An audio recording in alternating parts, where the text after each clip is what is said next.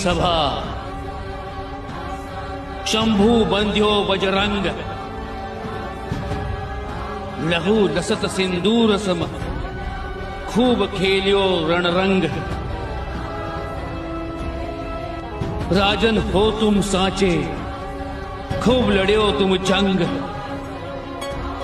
जो तुवत तेज निहार के, तखत त्यजत औरंग।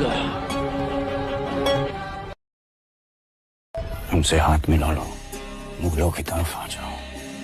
जिंदगी बदल जाएगी, बस तुम्हें अपना धर्म बदलना होगा। हमसे हाथ मिला लो, मराठों की तरफ आ जाओ।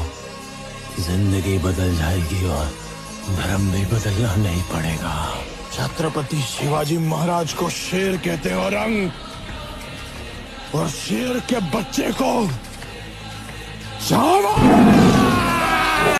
हिंद का अमर उजाला था, आन पे कर दिए प्राण न्योछावर।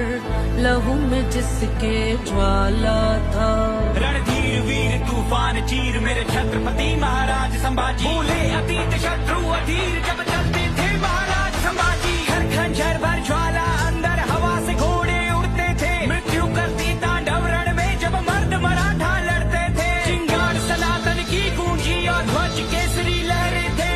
ढोर ढोर थे घोड़े घाव और लहू से लथपथ चेहरे थे। इस्लाम कबूल कर लो। धर्म मतलब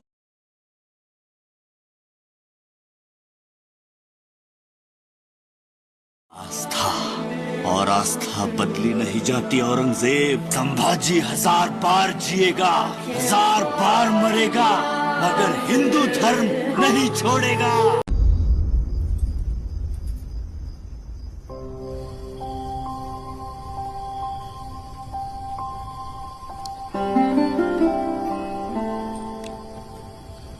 श्री सखी जी आप कब से हमारी चिंता करने लगी? आपको हम पर शंका है या हमारी वीरता पर संदेह है? हमें विश्वास ही नहीं, गुरूर भी है अपने इस पहाड़ी तूफान पर। हम अपने अस्तित्व पर शंका कर सकते हैं, आपकी वीरता पर नहीं। ऐसा अनंत विश्वास क्यों है हम पर श्री सखी? कोई तो कारण होगा जो हम अब तक जान नहीं पाए।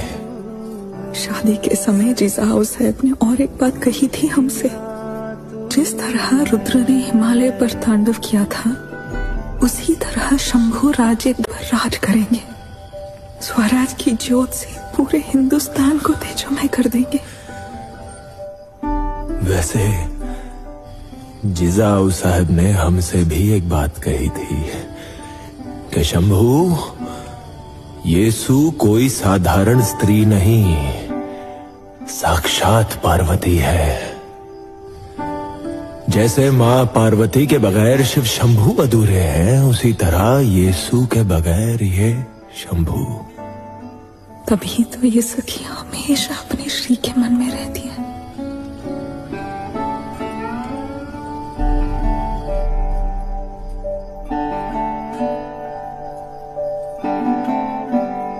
हिंदुत्व संभाजी ना तू? हाँ साहब। तू धर्म बदल रहा है, तू धर्म बदल रहा है।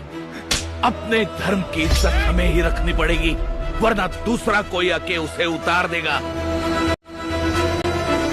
इसी महाराष्ट्र में एक दाढ़ी वाला गाफिल था, पर जाते जाते दूसरे दाढ़ी वाले को सावधान कर गया। सिवाय एक नया संभव पैदा करेगी, लेकिन जब तू मरेगा तब ये तेरी मुगल सल्तनत भी मर जाएगी। उस औरंगजेब की कैसी याद? अगर किसी को याद करना ही है तो उस भूमि पर संभाजी महाराज को याद करो। कोई औरंगाबाद नहीं, आज से इस भूमि को संभाजी नगर कहेंगे।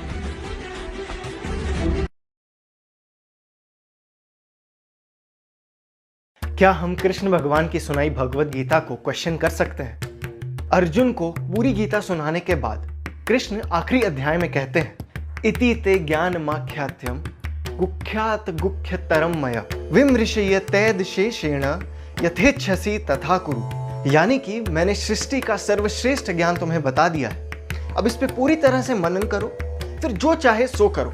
The choice is yours.